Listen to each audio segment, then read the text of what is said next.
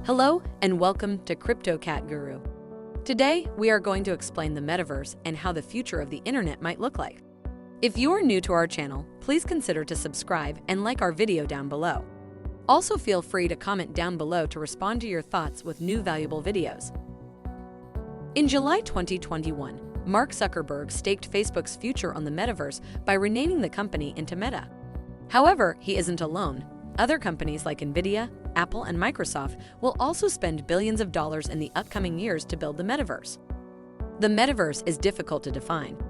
It's usually described as online spaces where people socialize, work, and play as avatars' digital representations of their identities. Unlike a Zoom chat, the spaces don't disappear when you're done, they're always in existence for someone to use. Though it's often name-checked in tech world, the metaverse is still a fuzzy idea for people outside the industry. Right now, the metaverse is a story we are telling about what the future of technical infrastructure might look like when you combine virtual reality, augmented reality, high-speed internet connections, and some kind of notion of a virtual space you might occupy with other people. So, an easy answer to the metaverse would be that it is the next version of the future of the internet. The more complicated answer would be, of course, that it is a story about how we imagine the world. Meta and other companies tout the metaverse as an evolution of the internet, a virtual world that parallels our lives in the real world. But it's an idea that's been tossed around for decades and tried before. So whether you were someone engaging in gaming experiences, whether those were multiplayer games, or whether those were deeply immersive games, if you were engaging in other kinds of online communities, there is an argument to say that the metaverse is already here, just called that. Roblox and Minecraft have been building virtual worlds for years. Second Life, Fortnite, Minecraft, and other games all incorporate aspects of virtual, augmented, or mixed reality to create an immersive gaming experience for users. Advances in software have introduced users to more realistic experiences through higher levels of fidelity, the degree of real-world exactness that's digitally reproduced. However, critics say more work is needed in order for the technology to deliver the fidelity the metaverse needs. Beyond the technical aspects of the metaverse, another area of concern is who builds and controls the metaverse. A corporate version of the metaverse, one that's built by existing tech companies, risks repeating problems that already plague social media. Some people worry bias, bullying, misinformation, and harassment could even be magnified in the metaverse because it's an immersive environment. It's one thing to send 180 characters to somebody over Twitter and another thing to bully somebody in the metaverse where your brain has tricked you into feeling like you're really there. Other critics believe that user-generated content will be the building blocks of the metaverse, like current and previous iterations of virtual platforms like the game's Second Life. But even in Second Life, larger entities like corporations and businesses still had a hand in shaping the space. We think it is not as straightforward as saying it's either large tech companies or it's user-generated. We think it's usually a little bit of drift between both of those things. Whether the metaverse will come together as a single platform is an open question.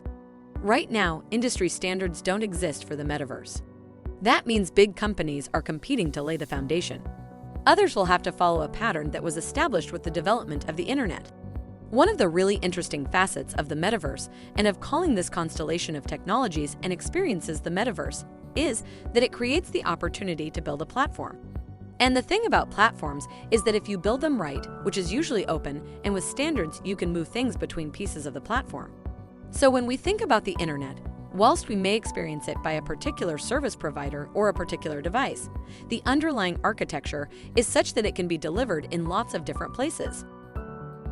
Zuckerberg, arguably Metaverse's biggest champion, says interoperability among applications is crucial to get people to use the metaverse.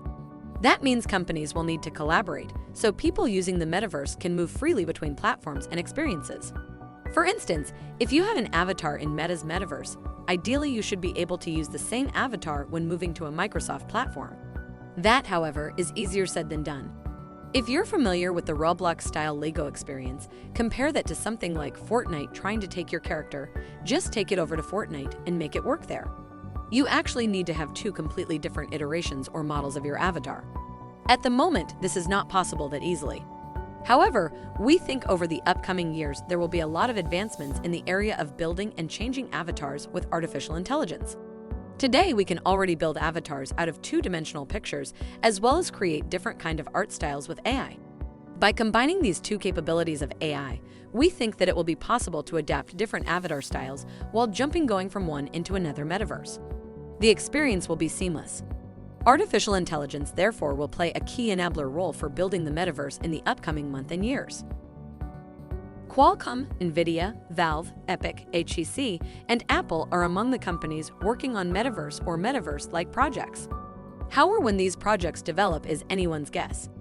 Game and entertainment companies like Stageverse, which digitally reproduce concerts and festivals, have been operating in a metaverse-like environment for years.